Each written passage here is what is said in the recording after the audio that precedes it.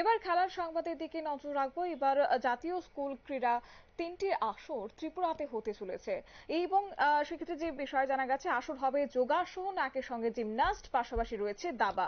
আর চলতি মাসেই এই ক্ষেত্রে ফেডারেশন ঘোষণা করবে ক্রীড়া সূচি। প্রসঙ্গে যাব বিস্তারিত, আমাদের সঙ্গে যুক্ত হয়েছে প্রতিনিধি বিপ্লব চন্দ্র। বিপ্লবটা কি রয়েছে বিস্তারিত?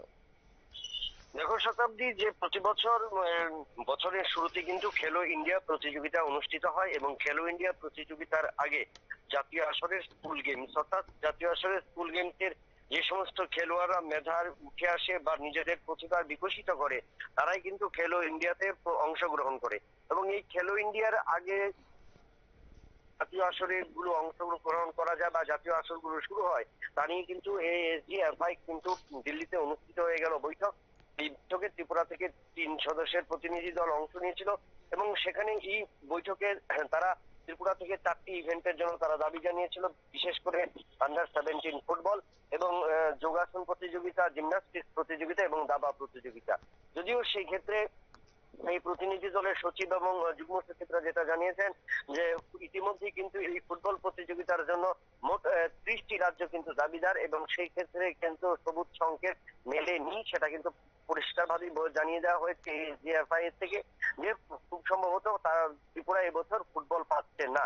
তবে এটা নিশ্চিত করেছে যে অনূর্ধ্ব 14, অনূর্ধ্ব 17 এবং অনূর্ধ্ব 19 এই 3টি বয়সের ক্ষেত্রে 3টি বিভাগ, অর্থাৎ দাবা, যোগাসন এবং জিমন্যাস্টিক এবছর ত্রিপুরায় হবে। তবে খুব শীঘ্রই এএসডির যে পূর্ণাঙ্গ বৈঠক হবে এবং বৈঠকের পর তার পূর্ণাঙ্গ ক্রীড়াসূচি ঘোষণা করবে।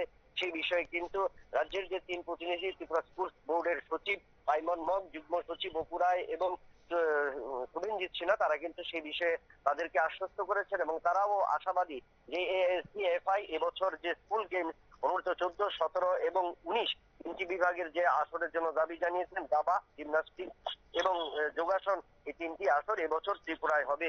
সেটা অতি শীঘ্রই কিন্তু ত্রিপুরা তার সম্মতি পাবে বলে খবর রয়েছে। ধন্যবাদ।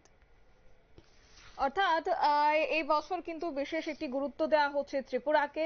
জাতীয় স্কুল ক্রীড়ার ক্ষেত্রে এবার তিনটি আসর হতে চলেছে ত্রিপুরাতে, এমনই খবর। বিশেষ করে জিমন্যাস্ট হবে, পাশাপাশি থাকবে সেখানে যোগাসন, এছাড়াও থাকবে দাবা প্রতিযোগিতা।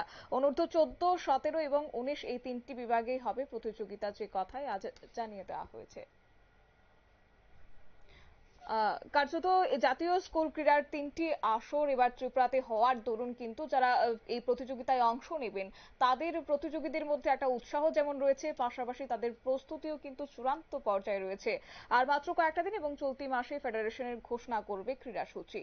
নিয়ে নিচ্ছি ছোট্ট একটি বিজ্ঞাপন বিরতির সঙ্গে থাকুন।